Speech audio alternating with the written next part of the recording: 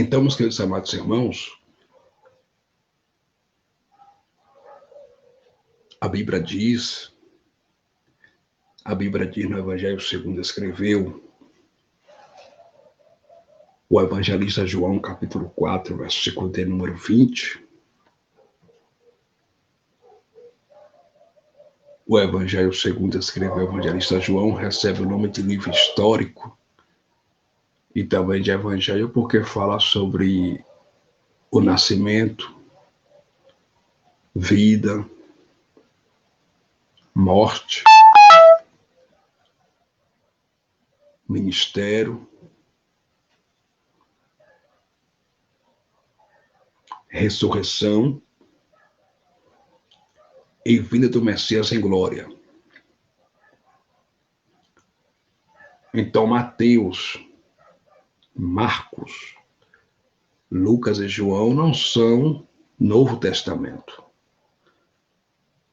São evangelhos, são livros históricos, porque a nova aliança, o novo pacto, o Novo Testamento, ele começou com o derramamento do sangue de Jesus na cruz do Calvário por nós, para nos dar a vida eterna. A Bíblia diz em João capítulo 4, versículo 20, está escrito assim: nossos pais adoraram neste monte, e vós dizeis que em Jerusalém é um lugar onde se deve adorar?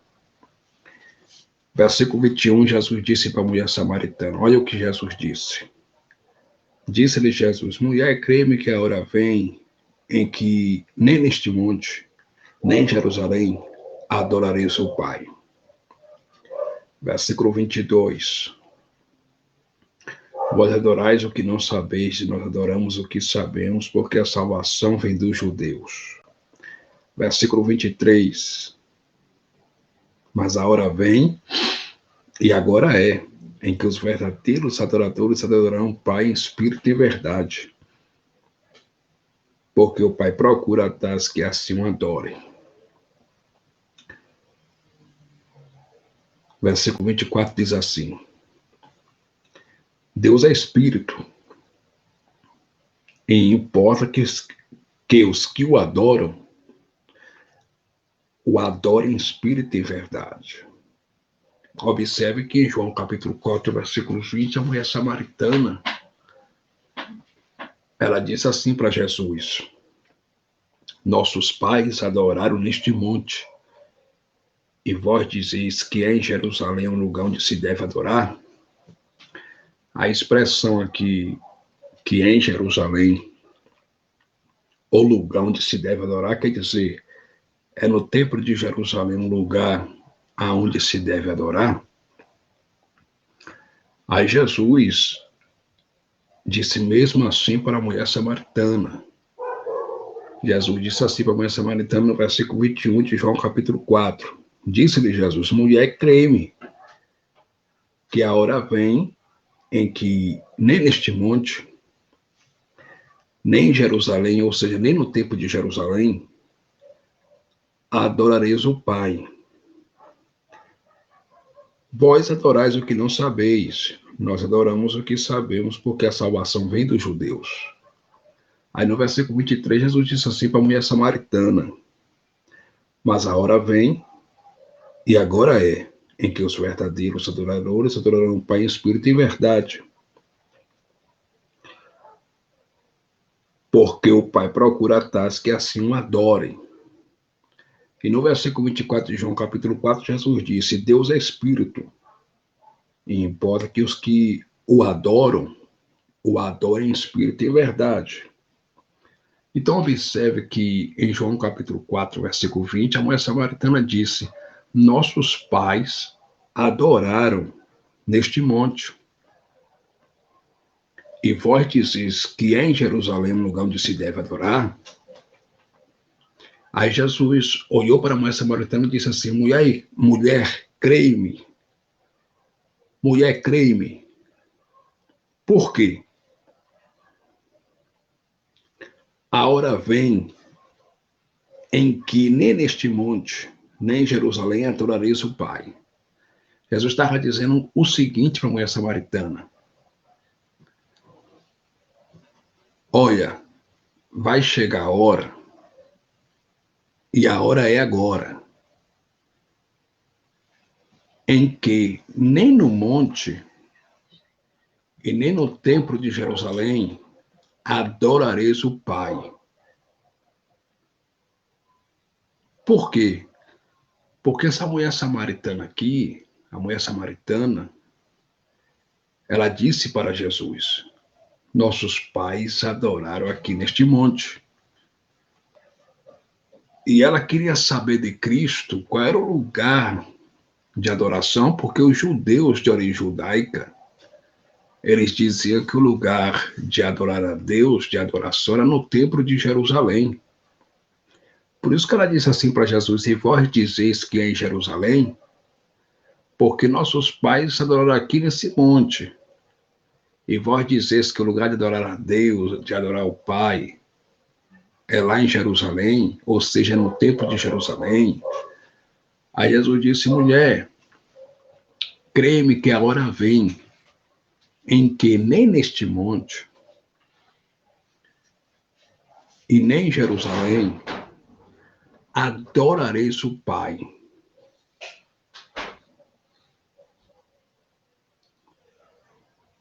Versículo 22, Jesus disse: vós adorais o que não sabeis, nós adoramos o que sabemos, porque a salvação vem dos judeus. Aí no versículo 23, Jesus Cristo disse assim para ela: mas a hora vem, e agora é, em que os verdadeiros adoradores adorarão o Pai em espírito e verdade, porque o Pai procura tais que assim o adorem. Então, Jesus deixou claro para a mulher samaritana que o lugar de adorar a Deus hoje não é nem no monte e nem no templo.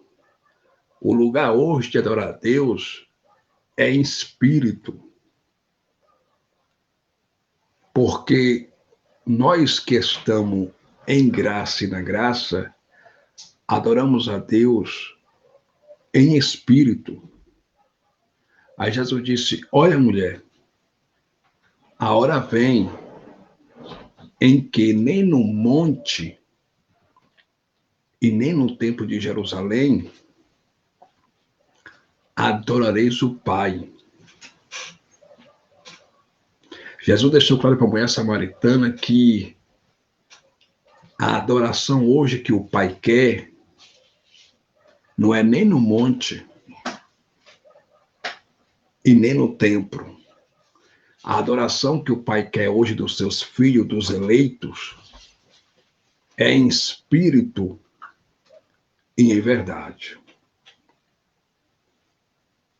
Por isso que Jesus disse no capítulo 4, versículo 23, mas a hora vem, e agora é, em que os verdadeiros adoradores adorarão o Pai em espírito e verdade, porque o Pai procura tais que assim o adorem. Jesus estava dizendo para ela o seguinte: olha, para vocês me adorar, vocês não precisam, na graça, ir para o monte. Jesus estava dizendo assim para a mulher samaritana: para vocês me adorar,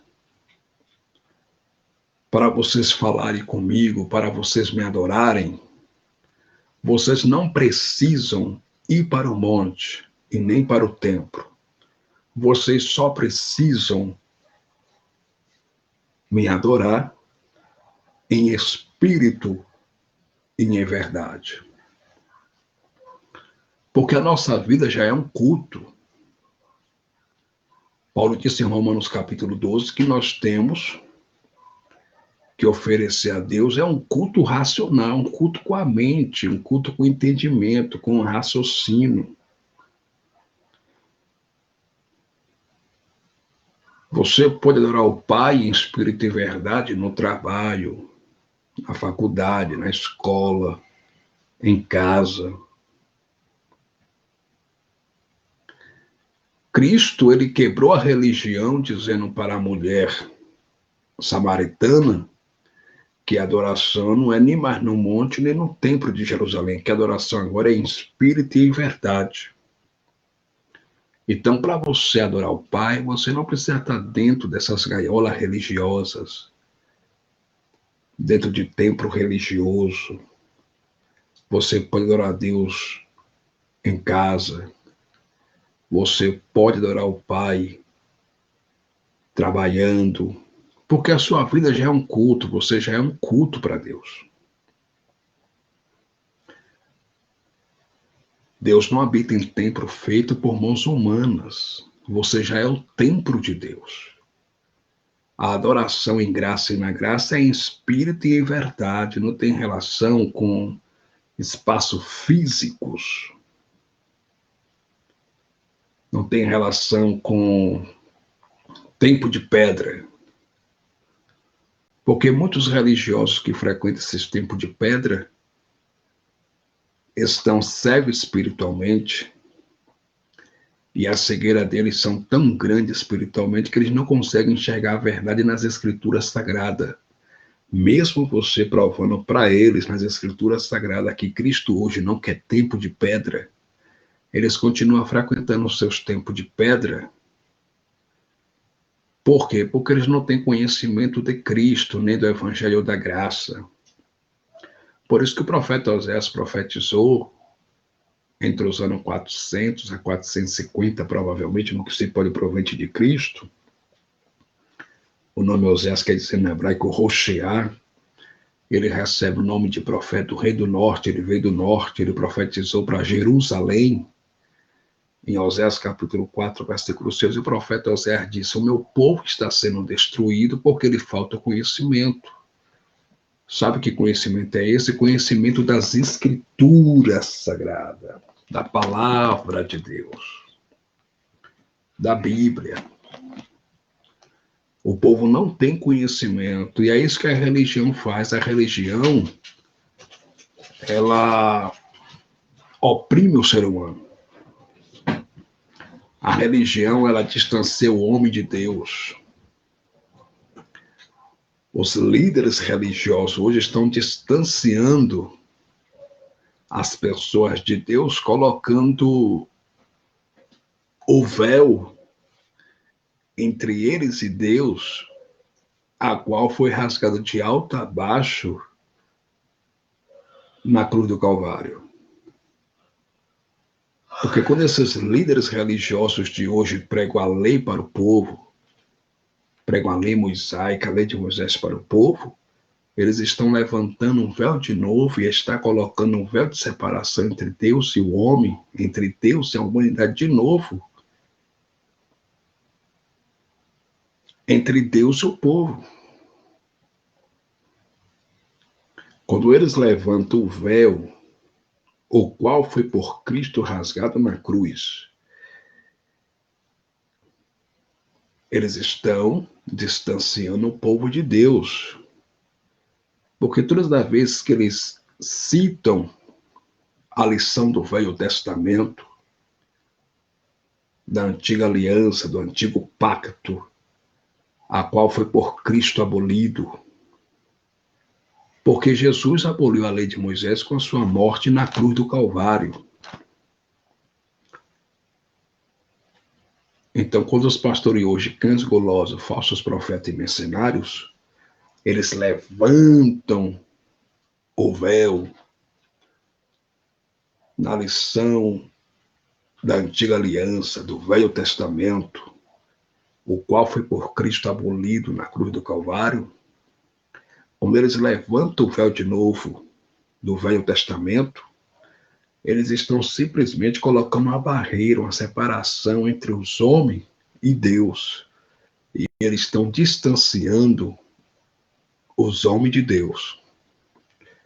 Porque a religião, ela veio para quê? Ela veio para amedrontar as pessoas, colocar medo nas pessoas. A religião, ela não foi criada por Deus, a religião foi criada pelo homem. Quem criou a religião foi o homem. Cristo não é religião. Pelo contrário, Jesus pregava contra a religião enquanto os religiosos da sua época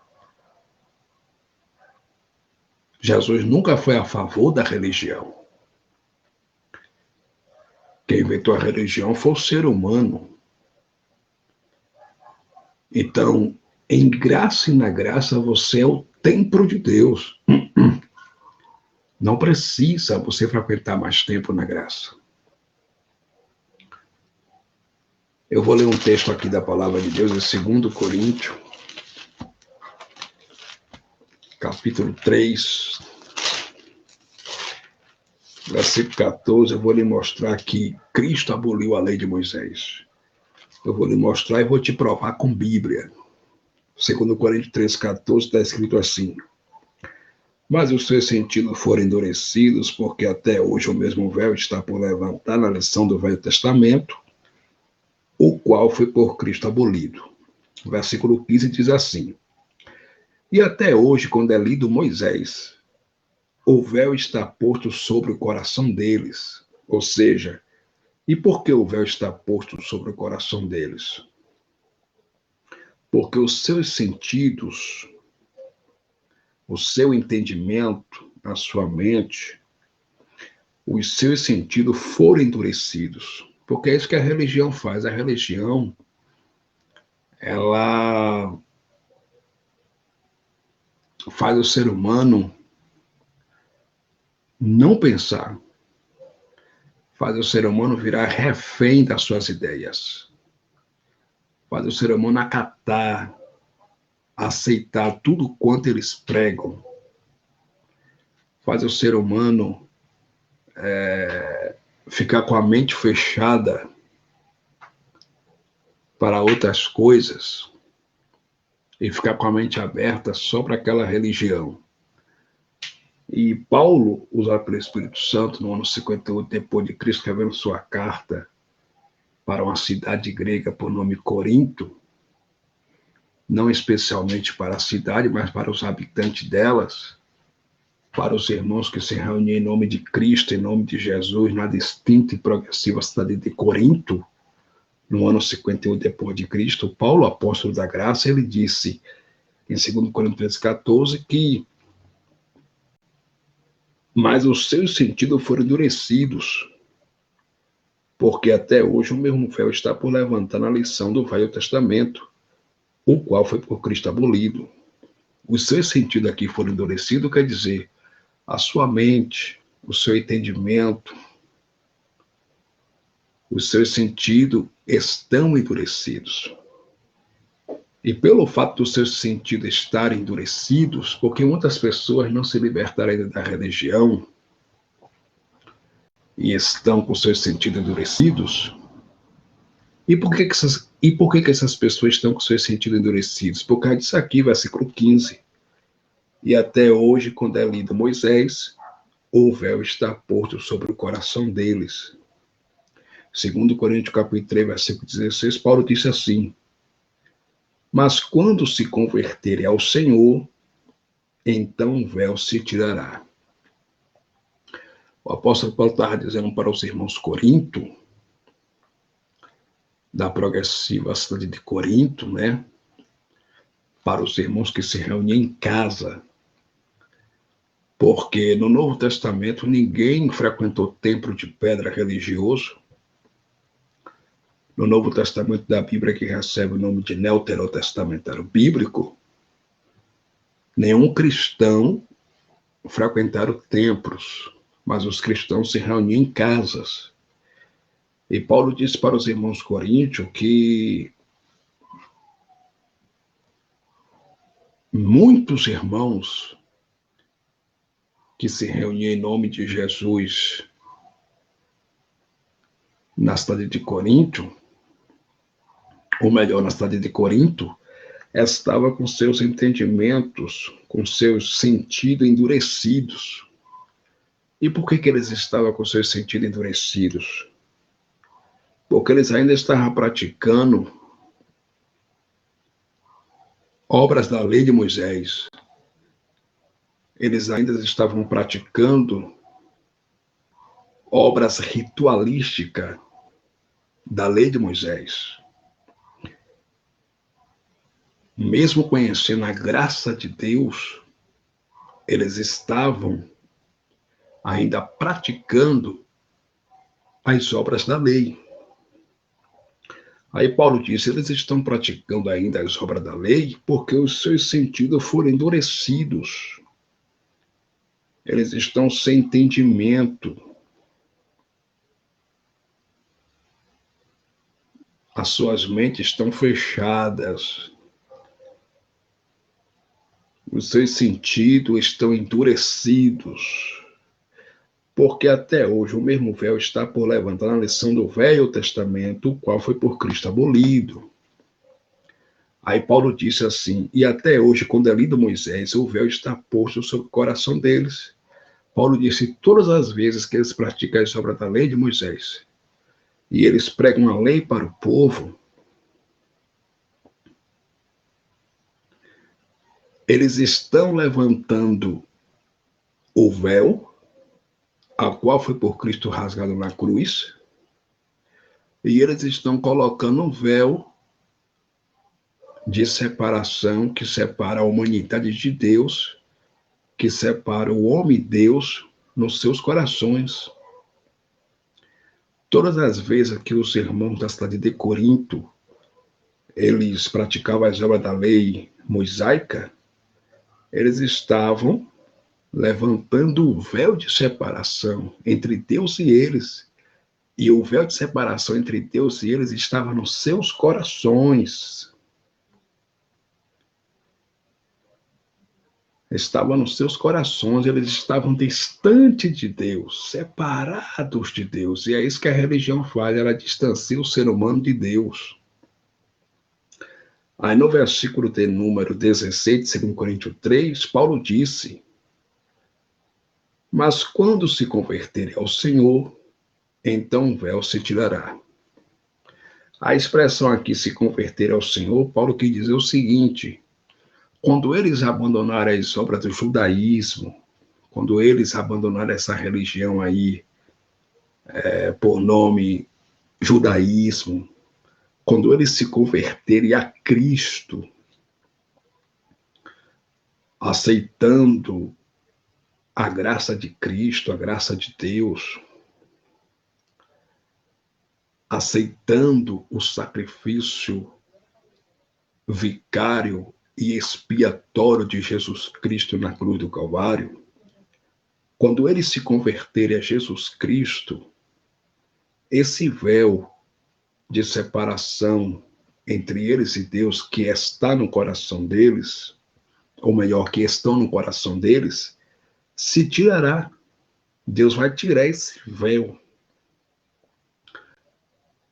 de separação entre eles e Deus, mas isso quando eles se converterem a Cristo, quando eles se converterem ao Senhor, quando eles abandonarem as práticas do judaísmo, as obras da lei de Moisés, quando eles abandonarem as obras da lei, então o véu vai ser tirado do coração deles.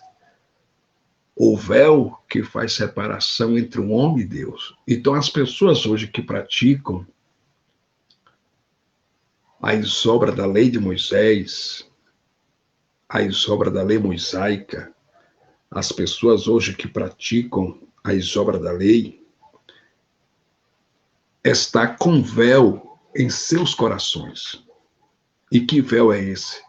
O véu que faz separação entre Deus e os homens. Essas pessoas estão separadas de Deus. Essas pessoas estão mortas espiritualmente. Essas pessoas são como que sepulcros caiados. Essas pessoas estão distanciadas do Senhor Jesus Cristo.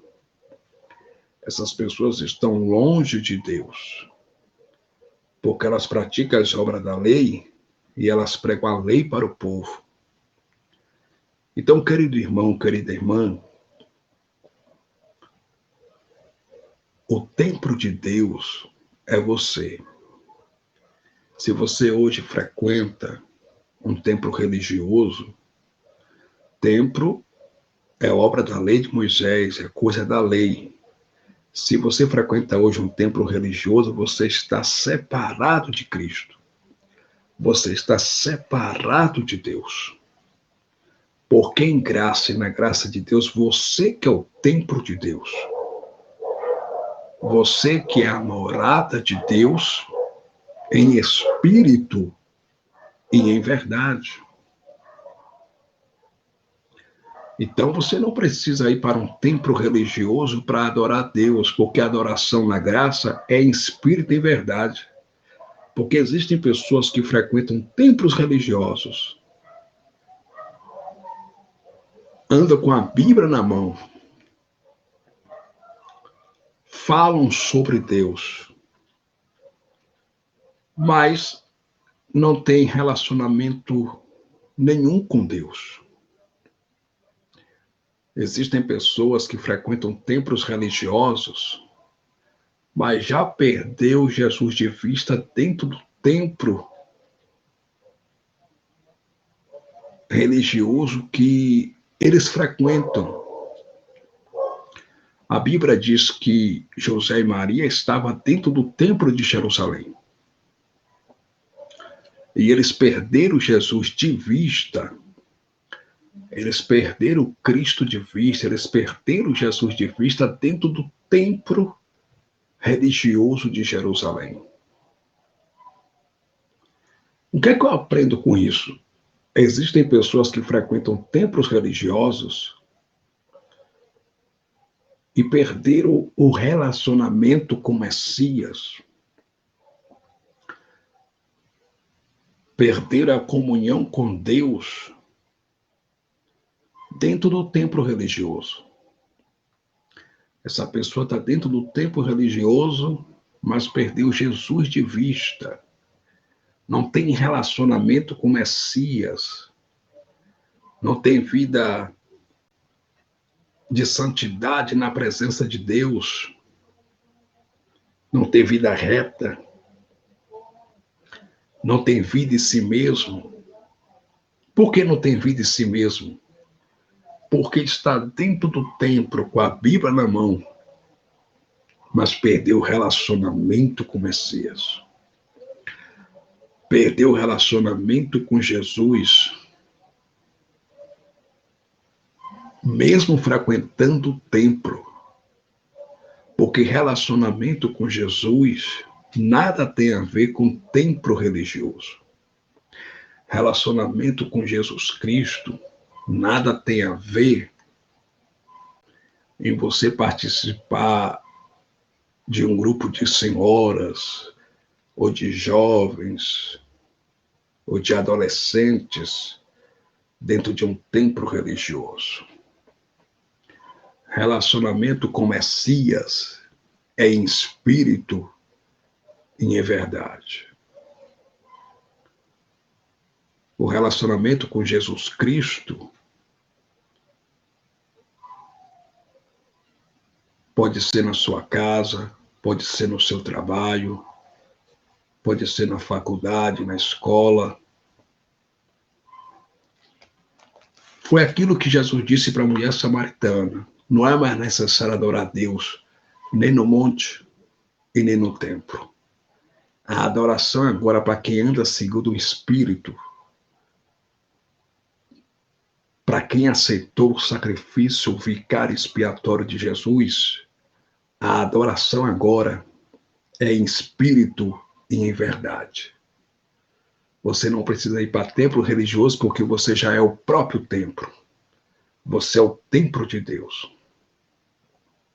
Você não precisa praticar nenhuma obra da lei para se achegar a Deus, para se aproximar de Deus, porque Jesus já cumpriu toda a lei de Moisés na cruz do Calvário. Todas as obras da lei Jesus cumpriu na cruz. E depois que Jesus cumpriu todas as obras da lei na cruz, ele aboliu a lei de Moisés na cruz do Calvário. Observe que está escrito aqui em Efésios capítulo 2, versículo 15. Efésios capítulo 2, versículo 15 diz assim: na sua carne desfez a inimizade Isto é a lei dos mandamentos que consistia em ordenanças para criar em si mesmo, dos dois, um novo homem fazendo a paz. Jesus Cristo fez a nossa paz com Deus, ele nos reconciliou com Deus na cruz. Jesus Cristo nos deu paz,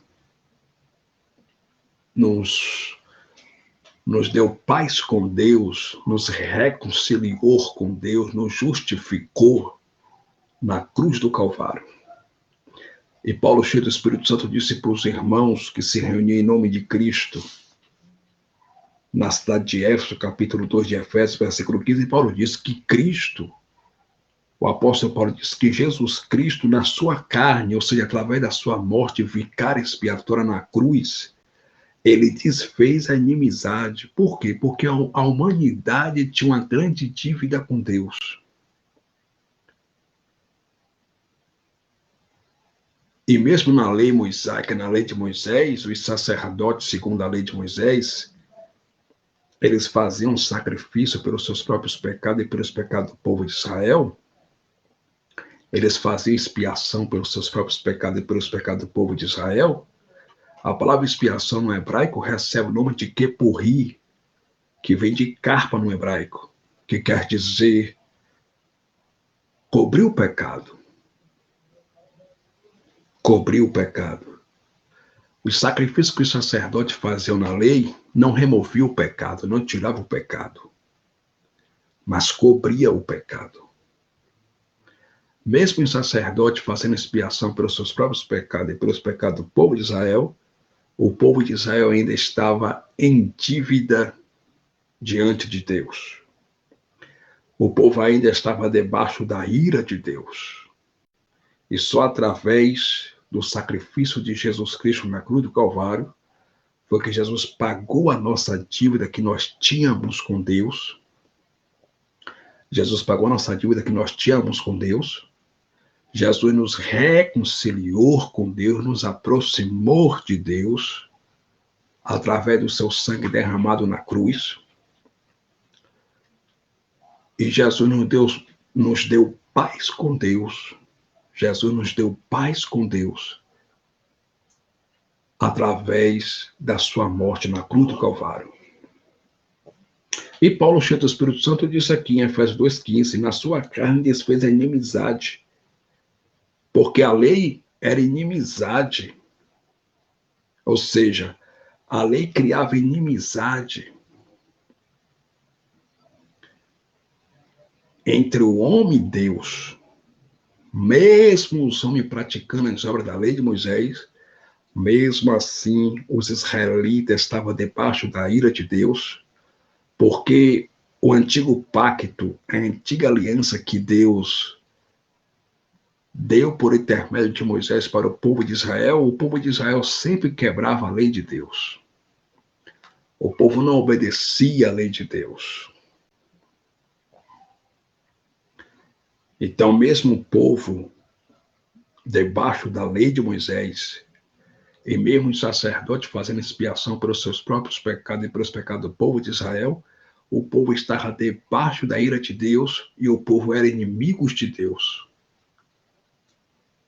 E isso só acabou na cruz. Quando Jesus pagou com a sua morte na cruz do Calvário a dívida que nós tínhamos com Deus e nos reconciliou com Deus. E Paulo disse, na sua carne desfez a inimizade. Isto é a lei dos mandamentos que consistia em ordenanças. Que lei dos mandamentos é esses que consistia em ordenança? A lei de Moisés. E quais eram essas ordenanças? Batismo. Batismo nas águas. Isso é uma das ordenanças da lei de Moisés. Batismo. Tanto é que, quando Jesus foi batizado por João Batista, nas águas turvas, nas águas escuras do Rio Jordão, o Rio Jordão ficava a 30 quilômetros ao nordeste de Jerusalém. Quando Jesus foi batizado por João Batista, Jesus disse bem assim para João Batista: é necessário que você me batize para que se cumpra toda a justiça. Toda a justiça ali é a lei de Moisés, porque Jesus, ele era judeu, de origem judaica. E como judeu, ele tinha que obedecer à lei e ele tinha que cumprir a lei de Moisés. Por isso que Jesus Cristo disse assim: é necessário que você me batize para que se cumpra toda a justiça. Toda a justiça ali é toda a lei mosaica. Ou seja, para que se cumpra a lei de Moisés, é necessário que você me batize. E Jesus foi batizado nas águas, só que tem um porém. Existe um grande equívoco em que os líderes religiosos, falsos profetas, pregam hoje para o povo. Eles pregam que o povo tem que ser batizado nas águas, porque assim que o povo é batizado nas águas, o pecado do povo é tirado. Ele diz que o povo mergulha com o velho homem e depois o povo levanta dali sendo um novo homem, uma nova pessoa. E eles dizem, meus irmãos, que é necessário o cristão se batizar nas águas. E eles dizem que é necessário a pessoa se batizar nas águas para matar, para morrer a velha criatura. Ele diz que assim que a pessoa é batizada nas águas, a pessoa deixa seus pecados ali na água. E é uma nova criatura. Agora a pergunta que não quer calar é: Jesus nunca pecou. Jesus é santo. Jesus nunca pecou. E por que Jesus foi batizado nas águas? Porque os pastores hoje do Brasil, da Quadrangular, Assembleia de Deus, Igreja Pentecostal, Batista, eles pregam para os seus membros que frequentam suas empresas religiosas que tem que ser batizado nas águas, porque assim que a pessoa é batizada, a pessoa deixa todo o pecado ali na água. Ora, a pergunta que não quer calar é: Jesus tinha pecado? Não, gente. Jesus nunca pecou. Jesus é Deus, ele é poderoso, ele é todo-poderoso, Jesus é santo. A Bíblia diz que Jesus foi tentado em tudo, mas sem pecado. A Bíblia diz: eis o israelita em quem não há pecado e quem não há dolo. Jesus nunca pecou. E por que Jesus foi batizado nas águas por João Batista? Jesus foi batizado nas águas por João Batista para que se cumprisse a lei de Moisés. Tanto é que ele disse: para que se cumpra toda a justiça. Então, esse negócio de dizer que quando a pessoa é batizada nas águas, a velha criatura morre,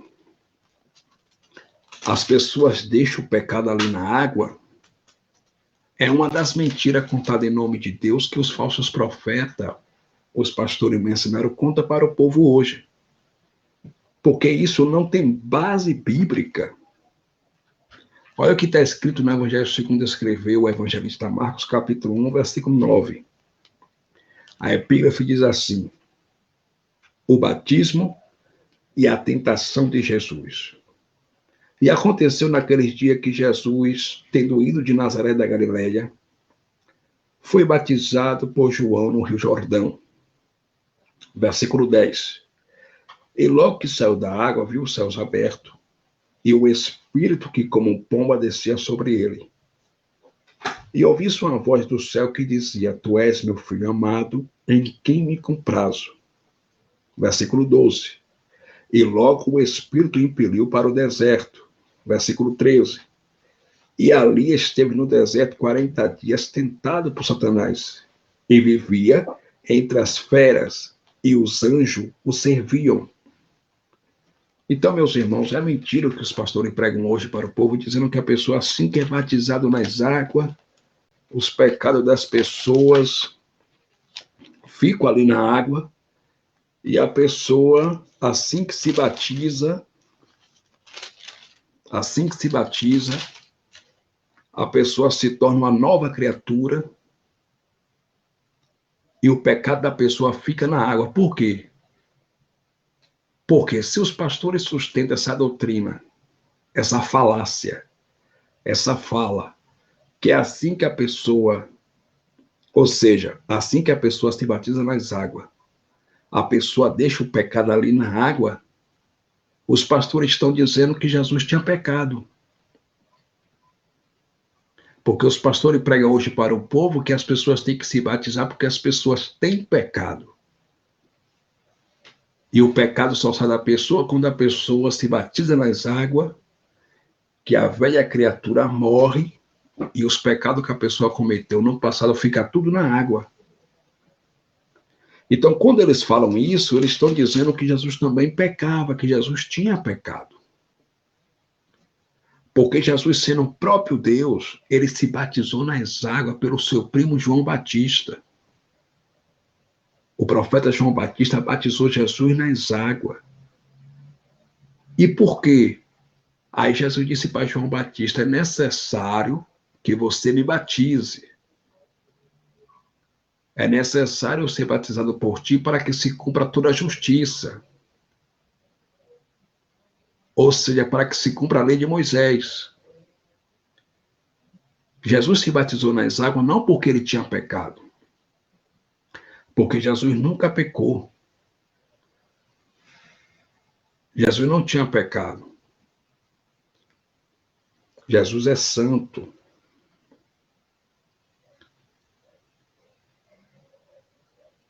Jesus se batizou nas águas simplesmente para cumprir a lei de Moisés.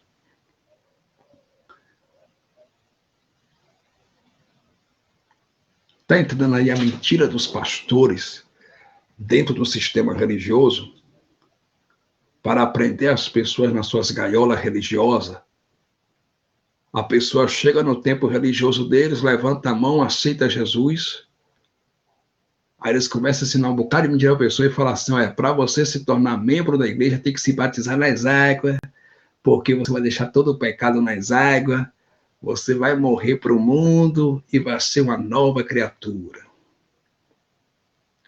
Eu vou ser sincero para os irmãos, esse batismo nas águas aí não passa de um banho que só serve para tirar a sujeira do corpo. E nada mais, não tem poder nenhum espiritual. Isso era uma das ordenanças da lei mosaica, da lei de Moisés, e Cristo cumpriu isso na cruz do Calvário com a sua morte. Porque na graça a gente não anda mais pela lei de Moisés.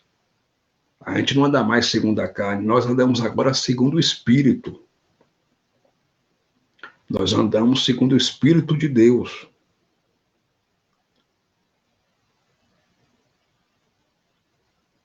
Então, quando os pastores dizem que é necessário você se batizar nas águas, e muitos pastores tomam por base, o batismo de Jesus, né? Muitos pastores tomam por base o batismo de Jesus e falam assim, Jesus foi batizado nas águas, você também tem que ser batizado. Quando eles falam que Jesus foi batizado nas águas e que você também tem que ser batizado, eles estão dizendo também que Jesus tem pecado. Porque os pastores pregam para suas ovelhas, para os seus membros, nos seus templos religiosos, eles pregam que o batismo serve para a pessoa morrer para o mundo e ressuscitar para Deus. A pessoa ser uma nova criatura e os pecados que as pessoas cometeram no passado ficam na água. Mas isso é mentira. Porque Jesus nunca pecou. Amém, queridos? Jesus nunca pecou. Ele é Deus. Jesus é Deus, ele é poderoso, ele é santo, ele é eterno. Ele é todo poderoso. Então você não precisa hoje se batizar em águas, porque batismo em água, meu irmão, não tira pecado de ninguém e nem mata a velha criatura de ninguém. Batismo em água não tira pecado de ser humano nenhum. Isso é heresia. Porque dentro desses tempos religiosos, o que mais tem são pessoas que são batizadas nas águas. Os pastores não pregam que assim que a pessoa se batiza nas águas, tira o pecado das pessoas, a pessoa se torna nova criatura. E porque dentro dos tempos religiosos, um bocado de gente é batizado nas águas e continua em adultério, continua em prostituição, continua mentindo, roubando, comprando mercadoria roubada, passando nota fiscal falsa. E por que os pastores roubam o povo com o nome de Deus? Eles não dizem que quando a pessoa se batiza nas águas, mata a velha criatura da pessoa, os pecados das pessoas ficam ali? Tá vendo que há um desencontro aí, irmão? Tá vendo que há um equívoco aí? Porque Jesus se batizou nas águas? Sim, se batizou. Jesus se batizou nas águas não porque Jesus tinha pecado, porque Jesus nunca pecou. Jesus se batizou nas águas para cumprir a lei de Moisés. Para cumprir a lei.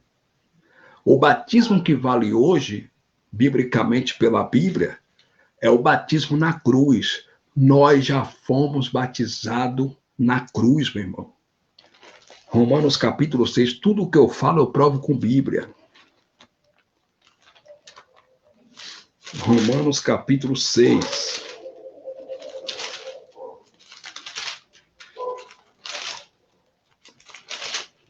Romanos capítulo de número 6, versículo 4. O apóstolo Paulo escreveu a carta aos Romanos no ano 58 depois de Cristo, pelo Espírito Santo, para os irmãos que estavam na progressiva cidade de Roma. E Paulo disse assim, em Romanos capítulo 6, versículo 4, eu vou lhe provar, nós já fomos batizados na morte de Jesus Cristo na cruz do Calvário. Romanos capítulo 6, versículo 4. Está escrito assim,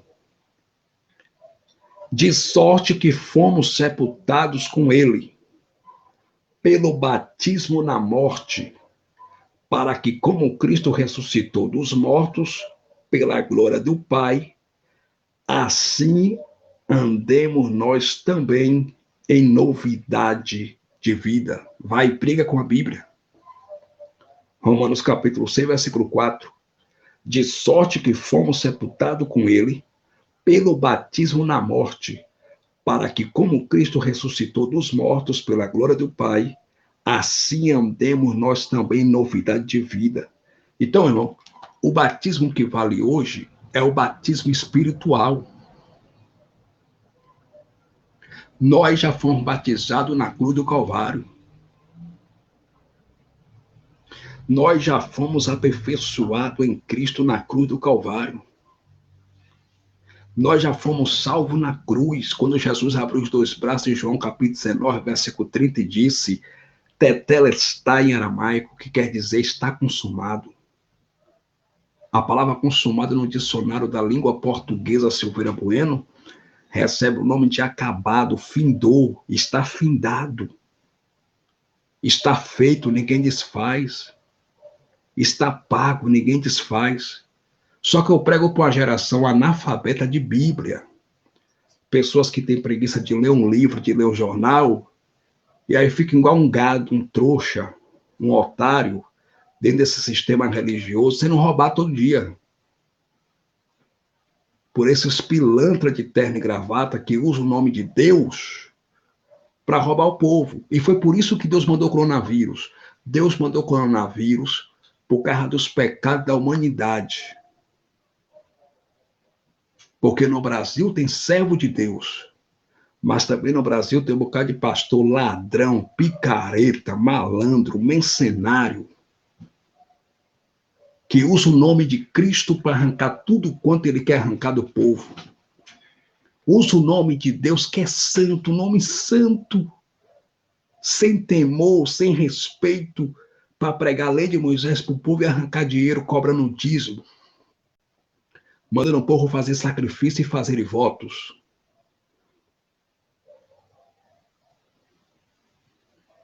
E você patrocina tudo isso que esses cães gulosos fazem porque você não tem Bíblia, rapaz. Você não tem conhecimento. Você é um alienado do sistema. Porque se você tivesse conhecimento, você estava livre dessas gaiolas religiosas. Nós já fomos batizados através da morte de Jesus na cruz do Calvário. Não precisa você se batizar em águas, meu irmão. Isso era a ordenança da lei de Moisés.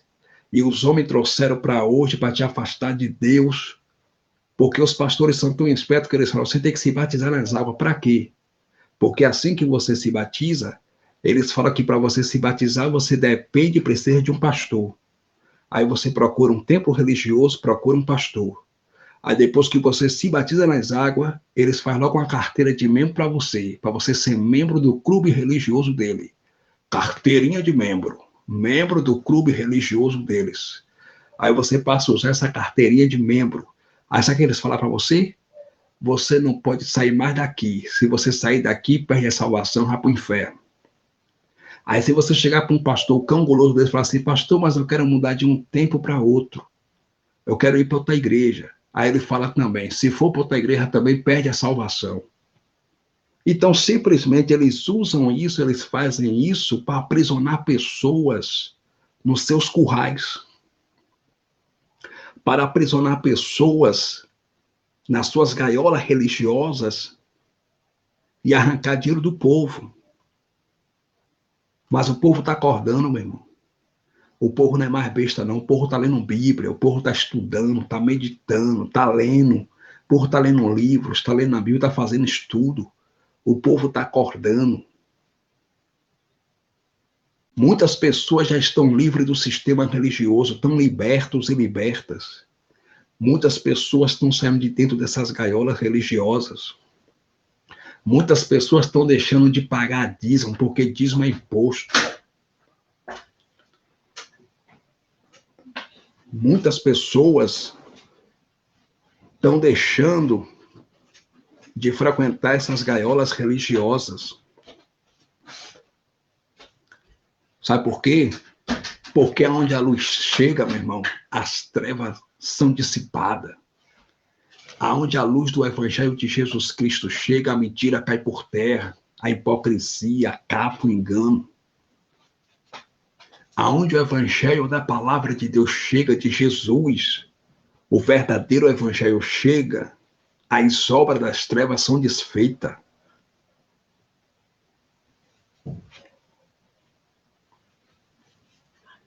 Tome posse dessa palavra. Você já foi batizado na cruz.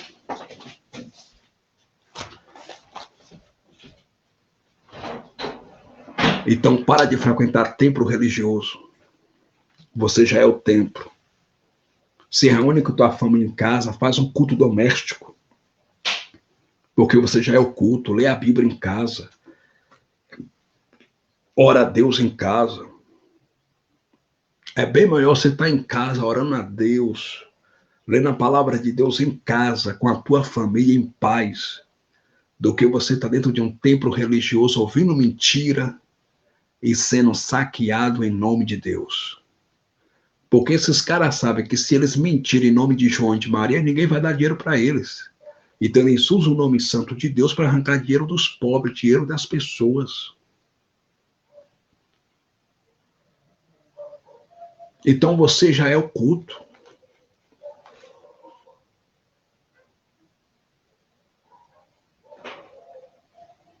Outra coisa também para a gente terminar essa live aqui, para nós encerrarmos.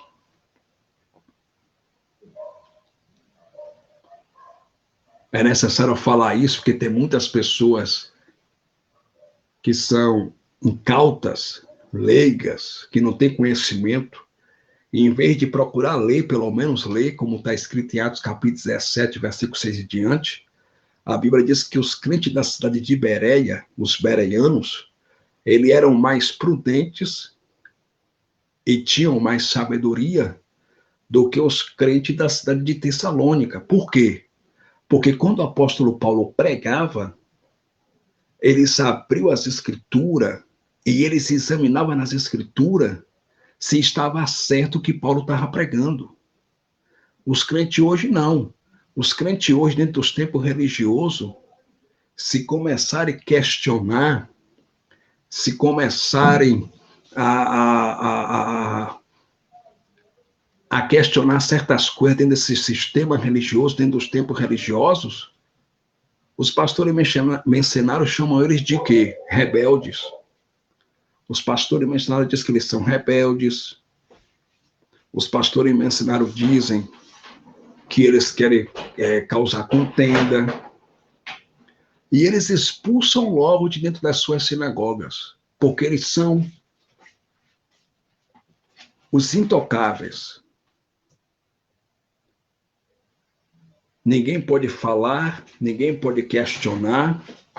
Se algum membro levantar a mão e não concordar com a pregação dele, porque não está na Bíblia, não está de acordo com a palavra do Senhor Jesus Cristo, eles colocam aquela pessoa para fora.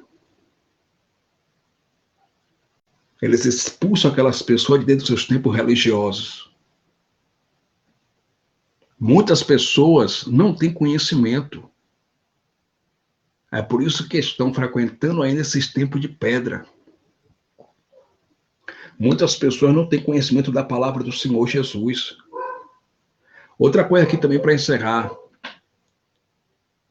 É bom sempre estar falando sobre isso, porque as pessoas esquecem as coisas muito rápido. Muito rapidamente. As pessoas ouvem aqui e depois esquecem. As pessoas, elas esquecem mesmo rapidamente do que ouvem.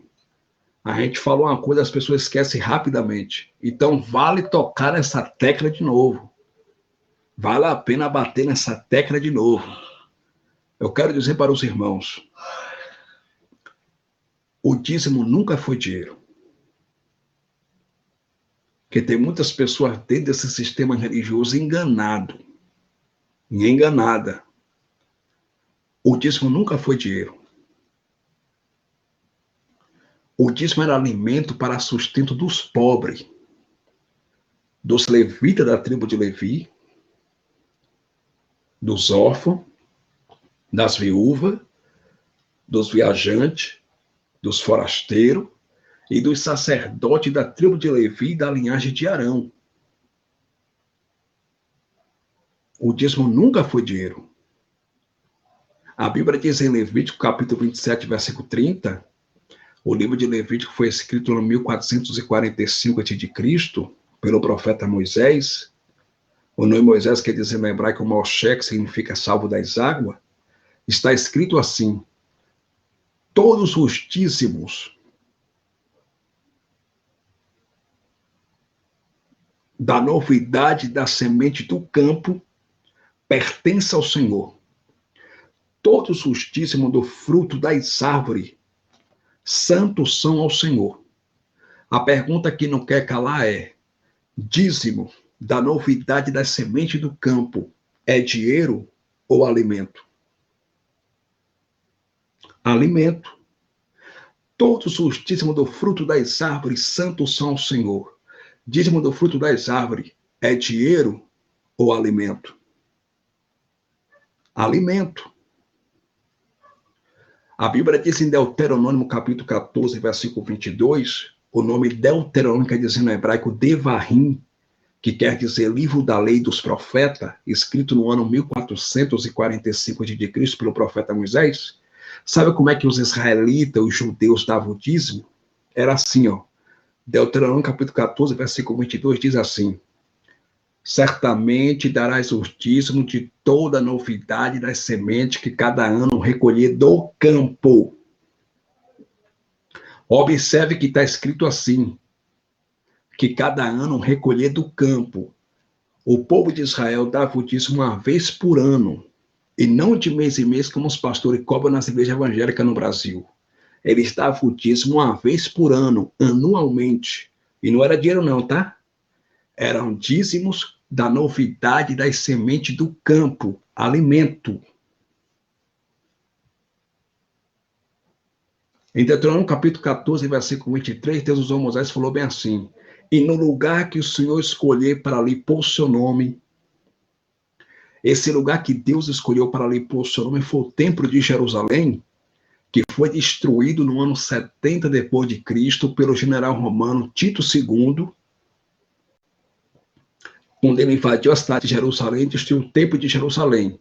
E no lugar que o Senhor escolheu para lhe pôr seu nome, que é o templo de Jerusalém, comerás os teus dízimos.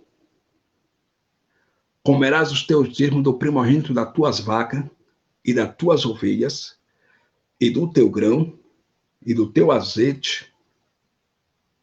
Então, escute, além do povo de Israel dar o dízimo em alimento, eles tinham que comer seus próprios dízimos em alimento dentro do templo de Jerusalém, para que eles aprendessem a temer o nome de Deus.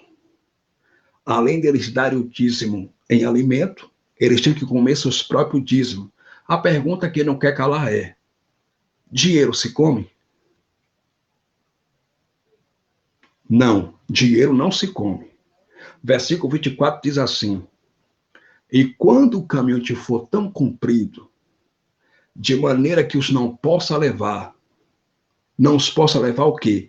A novidade das sementes que vocês recolherem do campo, ou seja, os alimentos, o que é que vocês vão fazer? Versículo 25 está escrito assim: então vende-os e pega o dinheiro na tua mão. E com o dinheiro na mão, pega a tua esposa, pega teus filhos e vai para o templo de Jerusalém. E quando chegar no templo de Jerusalém, tu vai pegar aquele dinheiro e dar como 10%? Não. Quando chegar no templo de Jerusalém, tu vai pegar aquele dinheiro e dar para o sacerdote? Também não. Quando chegar no templo de Jerusalém, tu vai fazer isso, ó. Tu vai pegar esse dinheiro na mão e vai comprar tudo quanto deseja a tua alma. Tu vai dar aquele dinheiro por vacas e por ovelhas e por bebida forte e por vinho e por azeite e por tudo quanto te pedir a tua alma. E depois que fazer isso, vai fazer mais o quê? Então come-o ali perante o Senhor, teu Deus, e alegra-te tu e a tua casa. Então, meus queridos amados irmãos, o dízimo era alimento. O dízimo nunca foi dinheiro. Quem inventou o dízimo como dinheiro foi o rei da França, Carlos Magno, em 785 depois de Cristo, quando a Igreja Católica se corrompeu, ele assinou um decreto para que o Papa da Igreja Católica cobrasse o dízimo em dinheiro, porque a Igreja Católica se corrompeu. E por quê, pastor? Porque a Igreja Católica, quando começou, tudo nela era através de ofertas voluntárias e por amor. Só que com o passar do tempo, a Igreja Católica se corrompeu. Eles passaram a cobrar indulgência. E o que era indulgência? Eles passaram a comercializar o perdão dos pecados. Algo que Deus nos dá gratuitamente, que é o perdão de nossos pecados, como está escrito em 1 João capítulo 1, versículo 7, diz assim: se andarmos na luz, como na luz ele está, temos paz com Deus e uns para com os outros. E o sangue de Jesus, seu Filho amado, nos purifica de todo pecado. Então, queridos, quem perdoa pecado é Deus. O homem nenhum tem poder de perdoar pecado. Quem perdoa pecado é Deus. Em 1 João capítulo 1, versículo 9, está escrito assim: se confessarmos nossos pecados, ele é fiel e justo para nos perdoar os nossos pecados, e o sangue de seu Filho amado Jesus Cristo nos purifica de toda injustiça, de todo pecado. Então, queridos amados irmãos, algo que Deus nos deu de graça, gratuitamente, que é o perdão de nossos pecados.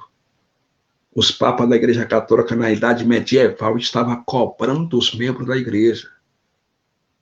E os papas da Igreja Católica emitiam um certificado com perdão dos pecados dos membros da igreja e dos parentes dos membros da igreja, que, segundo eles, dizem que estão no purgatório. Porque a Igreja Católica tem diversos dogmas, mas um dos dogmas da Igreja Católica quer dizer que entre o céu e o inferno está o purgatório. Mas isso é mentira, isso é heresia, isso não tem base bíblica, isso não está escrito na palavra de Deus. Então devemos rejeitar. Então, eles emitiam um certificado com perdão dos pecados dos membros da igreja e dos parentes dos membros da igreja que, segundo eles, estavam no purgatório. E eles pregavam para o povo e diziam: traga dinheiro para a igreja que vocês já estão salvos. Traga dinheiro para o templo religioso que vocês vão ter um terreno no céu. E as pessoas sem conhecimento bíblico, sem conhecimento da Bíblia, as pessoas levavam seu dinheiro. As pessoas levavam dinheiro para o templo, ou melhor, para os templos da Igreja Católica. E aí o que aconteceu? Quando o rei da França, Carlos Magno, ele viu que a Igreja Católica se corrompeu, passou a adorar imagens de escultura, ela passou a cobrar indulgência, passou a pregar mentira para o povo, porque quando a Igreja Católica começou, ela era uma igreja apostólica. Além de ser uma igreja apostólica, ela era uma igreja ortodoxa, era uma igreja séria, e só pedia oferta por amor, oferta voluntária, dá quem pode, quem não pode não dá, e continua sendo irmão, do mesmo jeito. Aí quando o rei da França viu que o negócio já estava corrompido, quando o rei da França viu que a Igreja Católica se corrompeu, o que é que ele fez? O Papa estava na mão do rei da França, Carlos Magno, sendo oprimido. Em 735 depois de Cristo, ele assinou um decreto para que o Papa da Igreja Católica cobrasse dízimo em dinheiro mensal, por mês, em dinheiro mensal. Aí os pastores das igrejas evangélicas aproveitou o negócio, os cães gulosos, mercenários, os bandidos de terno e gravata aproveitaram o negócio e copiaram da Igreja Católica e implantaram dentro da Igreja Evangélica dízimo também mensal em dinheiro.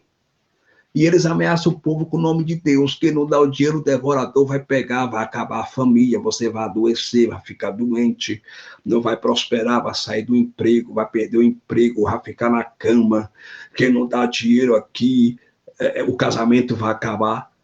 Eles inventaram um tal de devorador. Porque a religião, assim, ela tenta te pegar de várias formas. Se ela não tentar te pegar pela ganância, ela tenta te pegar pelo medo. Se ela não conseguir te pegar pelo medo, ela quer te pegar pela culpa. E aí os pastores das igrejas copiaram isso da Igreja Católica, que implantou dentro dos seus templos religiosos dízimo mensal em dinheiro. E os pastores estão aí hoje milionários, ricos, bilionários, com dinheiro do povo, com dinheiro dos pobres. Esses caras, irmão, são podres, não tem pena de ninguém. Um cara pode ser catador de latinha, eles querem os 10%. O cara pode ser o que for, eles querem os 10%. Só que eles pegam isso e implantam isso nas pessoas que não têm conhecimento bíblico, nas pessoas que têm preguiça em pesquisar, em ler história, em ler a Bíblia. Porque pessoas que lêem Bíblia e têm conhecimento da palavra de Deus não caem nesse H, não caem nesse 171, não caem nesse baratinho. Isso é charlatanismo. E o que é ser charlatão? A palavra charlatão no dicionário da língua portuguesa Silveira Bueno quer dizer um elemento que pratica fraude, que pratica roubo, é um explorador. E esses caras são exploradores da fé alheia. A Bíblia diz em Gênesis capítulo 3, versículo 19, que o homem tem que comer do suor do seu rosto. Só que os pastores não comem do suor dos seus rostos, eles comem do suor dos rostos dos alienados dos seus templos religiosos. Eles comem e bebem do suor do rosto dos membros da igreja. Eles compram avião, compram jatinho, abrem lojas, empresas, com dinheiro do povo. E nós temos que ensinar, nós temos que mostrar a verdade, porque muitas pessoas estão lá porque também são interesseiras, gananciosas, e dão dízimo achando que Deus vai dar em dobro. É aquela velha história, quer comprar Deus com dinheiro. Quer ir barganhar com Deus. Eu dou isso, o Senhor me dá aquilo em troca. E outras pessoas estão lá, infelizmente, porque não têm conhecimento da Bíblia. Tem pessoas, irmãos, que deixam de comprar um remédio dos filhos, o leite, para dar 10% dentro desses tempos religiosos. Tem pessoas que deixam de pagar o aluguel para dar 10% dentro desses templos religiosos. Tem pessoas que deixam de cuidar da esposa que está doente, enferma, para dar como 10% dentro desses templos religiosos.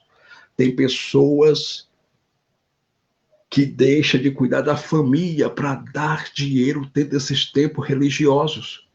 E a Bíblia de 1 Timóteo, capítulo 3, versículo 8, o apóstolo Paulo, cheio do Espírito Santo, disse assim: se alguém não cuida dos seus, principalmente dos domésticos da fé, já negou a fé e é pior do que um descrente, é pior do que um infiel.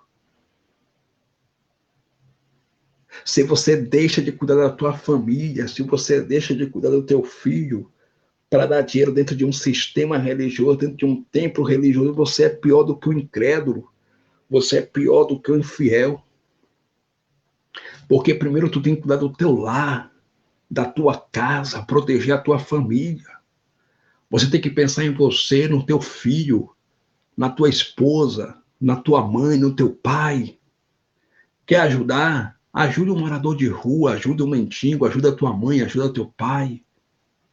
E manda esses pastores me ensinaram a arrumar um trabalho, rapaz, trabalharem. Porque a Bíblia diz que o homem tem que comer do suor do seu rosto e não do suor alheio.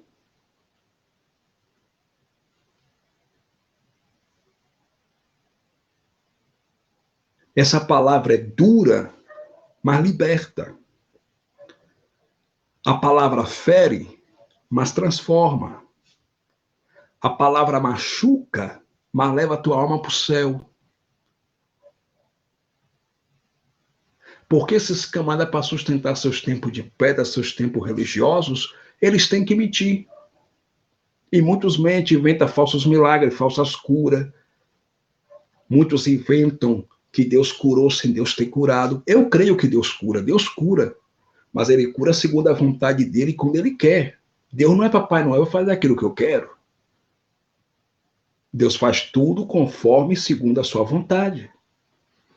Mas os caras inventam falsas curas, falsos milagres, contam falsos testemunhos em cima dos púlpitos para enganar pessoas, irmãos.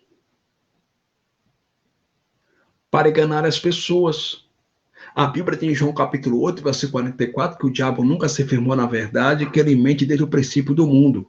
E todo aquele que era na praticidade, na prática da mentira, é filho do diabo. Ora, se o cara tem que mentir para sustentar um templo religioso, raciocine comigo.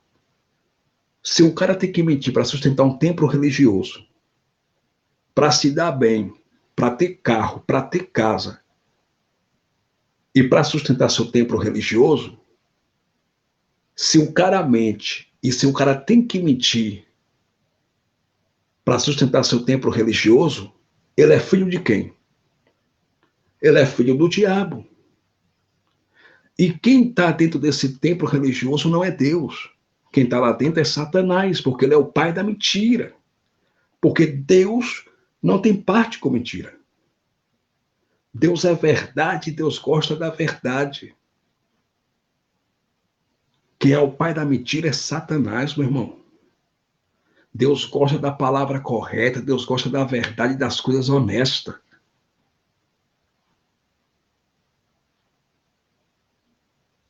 E aí os pastores das igrejas evangélicas no Brasil copiaram isso da igreja católica. Eles passaram a cobrar dízimo mensal e em dinheiro. E eles estão milionários, ricos, gordos, com dinheiro do povo.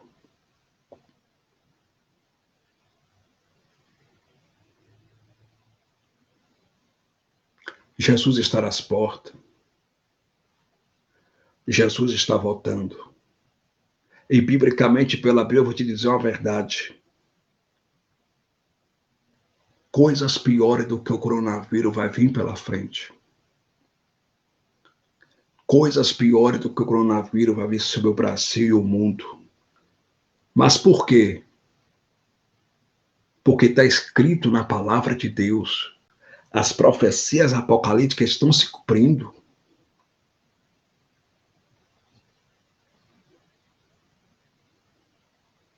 O coronavírus é uma das pestes que Jesus profetizou, que Jesus disse em Mateus capítulo 24, versículo 7, para o seu discípulo.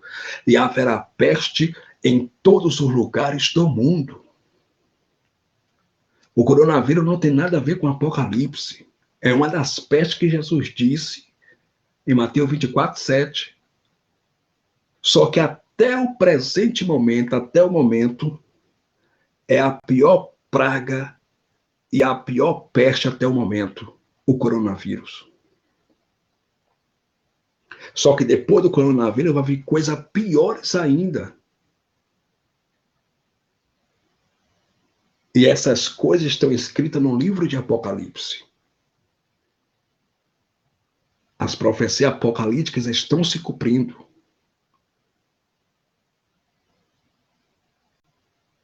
Então, meu irmão, quer começar 2021 mesmo com sucesso e quer prosperar mais em 2021, para de dar dízimo dentro desses tempos religiosos. Aí você vai economizar dinheiro. Manda teu pastor canguloso, mercenário, trabalhar. Porque Jesus não mandou ninguém abrir templo religioso e nem fundar igreja com nomes. Jesus mandou seu discípulo em Marcos 16,15 pregar o evangelho, mas não abrir templo religioso. Quem abriu seus templos religiosos tem que trabalhar para sustentar seus templos religiosos. Agora, o que é que os pastores cangulosos fazem? Ele abre seus templos religiosos, pega uma irmã viúva, coitada pobre, que recebe um salário, uma merreca por mês, e coloca para pagar o aluguel do templo religioso deles. Pega o irmãozinho que ganha um salário seco para pagar o aluguel do templo religioso deles. Vira marionete na mão dos caras.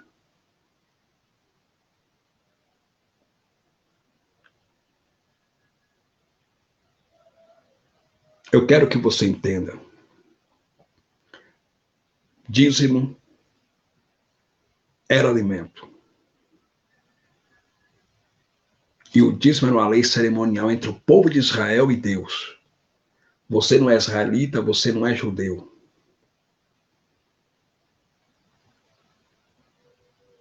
A Bíblia diz em Malaquias capítulo 3, versículo 8, está escrito assim: roubará o homem a Deus? É uma pergunta com interrogação.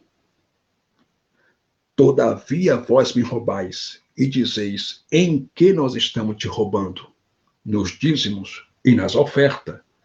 Só que os pastores só mostram esse texto para o povo, texto isolado. Eles não mandam o povo ler o contexto para ver o que quer dizer Malaquias 3,8. Por que eles escondem a verdade do povo? Eles não mandam o povo ler o contexto. Eles só mostram texto isolado para o povo. Eles leem Malaquias 3,8 e interpretam segundo a mente deles. Roubará o homem a Deus, todavia vós me roubais e dizeis em que nós estamos te roubando, nos dízimos e nas ofertas. Mas valeu o contexto para tu ver quem é que estava roubando? Malaquias capítulo 3, versículo 8. Lê Malaquias capítulo 1, versículo 8, quem é que estava roubando? Lê Malaquias capítulo 2 para tu ver quem é que estava roubando a Deus. Eram os sacerdotes. O povo de Israel levava o dízimo como alimento e dava o dízimo em alimento no templo de Jerusalém. E os sacerdotes pegavam as vacas, pegava as ovelhas, as vacas defeituosas, as ovelhinhas defeituosas, e levava para onde? Levava para oferecer a Deus sobre o altar de Deus. Levava para oferecer no altar as ovelhas defeituosas, as vacas defeituosas, os animais defeituosos. E os maiores animais que o povo de Israel dava como dízimo e alimento, eles estavam levando para suas casas. E em vez de distribuir, ou melhor, distribuírem o dízimo, que era alimento entre órfãos, pobres, viúva, viajante, forasteiro, e os levitas da tribo de Levi, eles estavam levando para suas casas e distribuindo e dividindo entre seus parentes. Aí, em Malaquias capítulo 3, versículo 8, Deus levantou o profeta Malaquias. O nome Malaquias quer dizer no hebraico Malaqui. Ele recebe o nome de profeta do Rei do Norte. Ele começou a profetizar entre os anos 400 a 450, provavelmente no que se pode prover, antes de Cristo. Deus levantou o profeta Malaquias e disse assim, Malaquias capítulo 3, versículo 8, roubará o meu Deus? Todavia vós me roubais. Então, quem estava roubando a Deus nos dízimos e nas ofertas em Malaquias capítulo 3, versículo 8, foi o sacerdote. Só que os pastores hoje, mercenários dos tempos religiosos, das igrejas de engano, eles pregam isso para o povo e só lê o quê? Texto isolado. Por que eles não falam assim, irmão, leia Malaquias capítulo 1 até o capítulo 4? Porque o livro de Malaquias é tão pequeno que só vai até o capítulo 4. Leia Malaquias capítulo 1, leia Malaquias capítulo 2, leia Malaquias capítulo 3 e o capítulo 4, para os irmãos entender. Sabe por quê? Sabe por que eles não incentivam o povo a ler a Bíblia e ler Malaquias desde o capítulo 1 até o capítulo 4? Porque os irmãos vão descobrir a verdade e vai sair de dentro dos seus tempos religiosos e eles vão ter que se virar, vão ter que trabalhar. É por isso que eles escondem a verdade do povo e não incentivam o povo a ler a palavra de Deus. Simples assim. Pela ganância, pelo dinheiro do povo, porque eles precisam do povo para comprar avião, comprar carro, eles precisam do seu dízimo, eles precisam da sua oferta. É por isso que ele não manda você ler o contexto, ler outros capítulos. Eles lêem textos isolados da Bíblia para manipular as pessoas. E eles manipulam em nome de Deus. E prendem as pessoas com medo dentro do seu sistema religioso, dos seus tempos de pedra. Então, em Malaquias capítulo 3, versículo 8, quando diz assim, roubará homem a Deus, todavia vós me roubais. Quem estava roubando aqui não foi o povo de Israel. Quem estava roubando foi o sacerdote. Leiam Malaquias capítulo 1, irmãos. Leiam Malaquias capítulo 1, versículo 8, Malaquias capítulo 2, Malaquias capítulo 3 e Malaquias capítulo 4.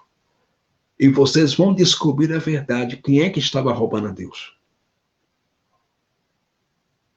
Quem estava roubando a Deus foi o sacerdote. Nos dízimos e nas ofertas. Aí no versículo 10 diz assim, trazei todos os dízimos à casa do tesouro. A casa do tesouro era o templo de Jerusalém que não existe mais. O povo de Israel só poderia dar o dízimo em vacas, alimentos, ovelhas, azeite, vinho, bebida forte no templo de Jerusalém. Eles não poderiam dar o dízimo em qualquer outro lugar. Eles só poderiam dar o dízimo dentro do templo de Jerusalém. Se não fosse no templo de Jerusalém, Deus não aceitava. Só no templo de Jerusalém. Só que o templo de Jerusalém hoje nem existe mais. Foi destruído no ano 70 depois de Cristo.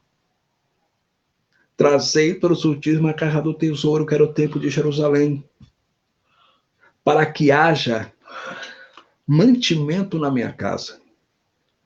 A pergunta que não quer calar é, mantimento é dinheiro ou alimento?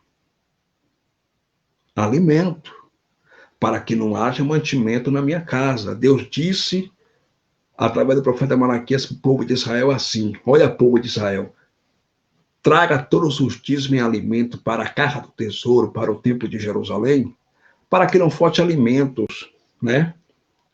Para que não falte alimentos, para que não falte comida para o órfão, para os pobres, para as viúvas, para os viajantes, para os forasteiros, para os estrangeiros. Simples assim. Aí no versículo 11 está escrito assim, e por amor de vocês eu vou repreender o devorador, o migrador, o cortador e o gafanhoto. O devorador, o migrador, o cortador e o gafanhoto eram insetos que faziam mal à lavoura do povo de Israel. Eram insetos que faziam mal ao plantio. Deus usou o profeta Malaquias e disse assim para o povo de Israel, se vocês trouxerem o dízimo em alimento, ou melhor, em alimentos, para o templo de Jerusalém, para que não falte comida, para que não falte alimento para os levitas da tribo de Levi, para os pobres, viúvas, viajantes, forasteiro, estrangeiro. Eu vou repreender esses insetos. Eu vou repreender essas pragas. Eu vou dar um basta nesses gafanhotos para que não faça mal à lavoura de vocês. Para que não faça mal o plantio de vocês. Por amor a vocês, eu vou repreender o devorador, o migrador, o gafanhoto, o cortador. E eu vou derramar chuva. Chuva para quê? Para molhar o plantio, a lavoura de vocês, para que tudo quanto vocês plantem dê, cresçam. Para que tudo quanto vocês plantem dê fruto. Simples assim. Devorador não é demônio. Portador, migrador, gafanhoto não é demônio. A Bíblia diz em Joel capítulo 1, versículo 4. O nome Joel quer dizer no hebraico Yoel, que significa Deus é meu Deus, ou Deus é meu Pai. O profeta Joel era filho de Petuel. Eu disse que o profeta Joel era filho de Petuel. Ele começou a profetizar entre os anos 830 a 835, provavelmente no que se pode prover depois, antes de Cristo. Antes de Cristo. Ele profetizou para Israel. Ele profetizou para o Reino do Norte, a saber, Israel. Entre os anos 830 a 835, provavelmente no que se pode prover antes de Cristo. A Bíblia de Joel, capítulo 1, versículo 4, está escrito que o que ficou do gafanhoto, o migrador comeu. O que ficou do migrador, o cortador comeu. O que ficou do cortador, o devorador comeu. A Bíblia diz que houve uma praga de gafanhotos sobre o povo de Israel que acabou com os frutos das árvores. Acabou com as plantações do povo de Israel, acabou com a macieira, com a palmeira, acabou com as árvores, com os pastos, acabou com tudo e afetou a economia do país. Agora, gente, a pergunta que não quer calar é: devorador se alimenta de quê? Gafanhoto come o quê? Devorador, gafanhoto se alimenta de fruto da terra. Simples assim. Devorador nunca foi demônio. Porque devorador, migrador, cortador e gafanhoto se alimentam de frutos da terra. A pergunta que não quer calar é: demônios comem frutos da terra? Demônios se alimentam de frutos da terra? Não, gente. Quem come frutos da terra é devorador, migrador, cortador e gafanhoto. Então, devorador nunca foi demônio. Devorador, migrador, cortador e gafanhoto eram insetos que faziam mal ao plantio do povo de Israel, a lavoura do povo de Israel. Seja liberto com essa palavra em nome de Jesus. E para encerrar, para a gente orar, agora, olha a mentira dos pastores mercenários, olha a manipulação. Os pastores transformaram o templo de Jerusalém, que não existe mais, em seus templos religiosos. Eles transformaram o dízimo, que era alimento, em dinheiro. Eles transformaram os devoradores, ou seja, eles transformaram o migrador, o gafanhoto, o cortador e o devorador, que eram insetos, que eram praga que fazia mal ao plantio do povo de Israel, a lavoura do povo de Israel, eles transformaram em demônios. E você fica aí dentro desse templo religioso com cara de besta, sendo marionete na mão de falsos profetas, sendo roubado em nome de Deus, em nome de Cristo, sendo extorquido.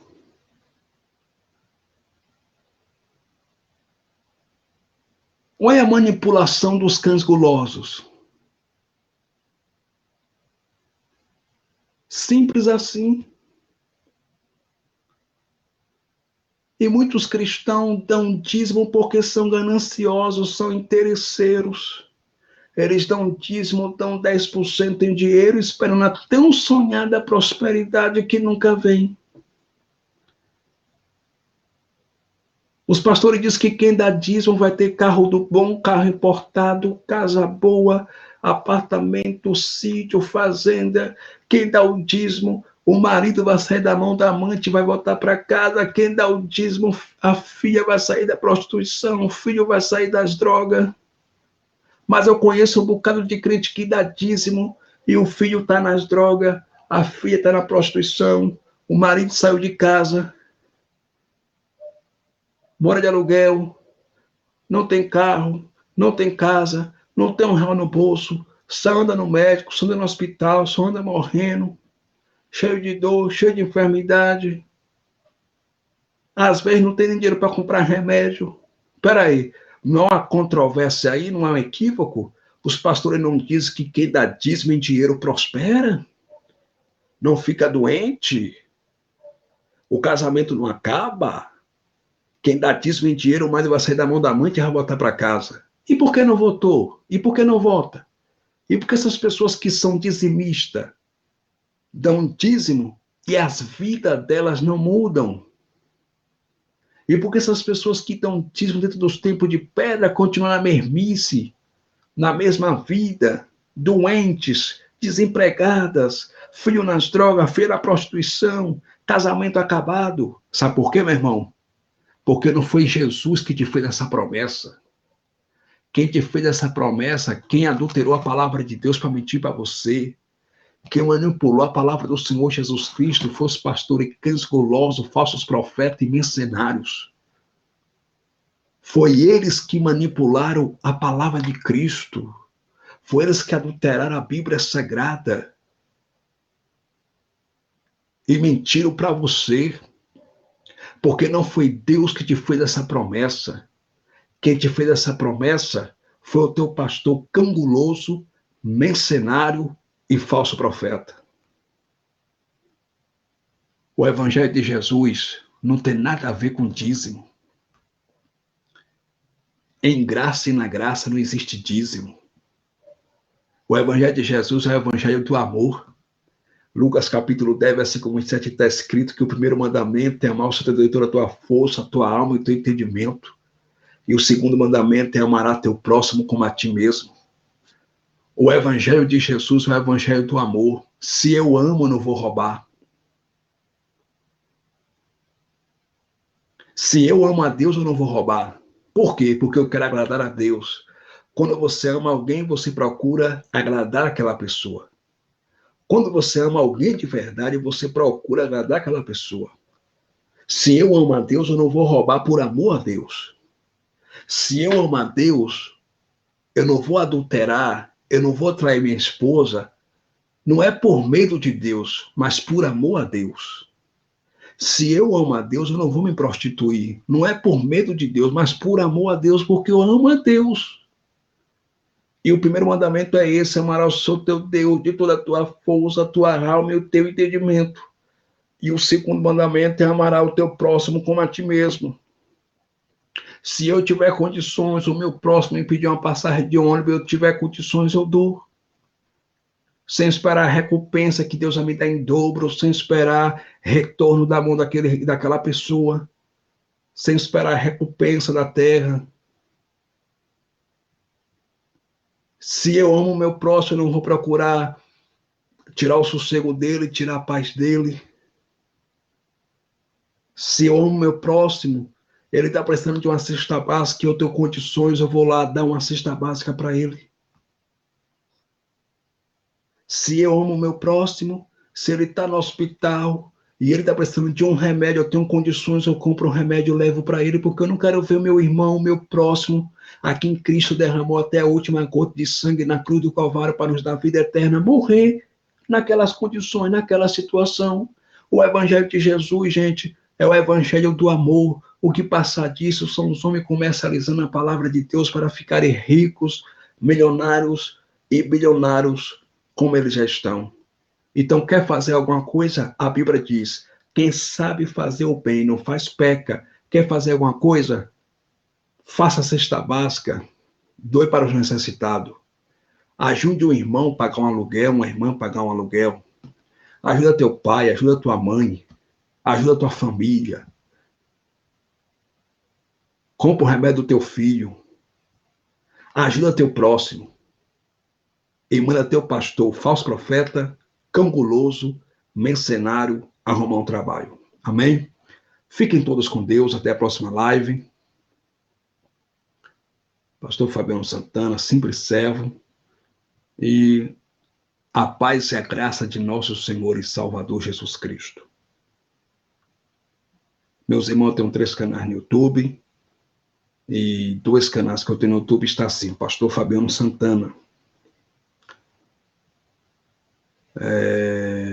O terceiro canal que eu tenho aqui no YouTube está assim, Conferencista Fabiano Santana. Se inscreva no meu canal no YouTube e aperte o sininho para vocês receberem todas as notificações.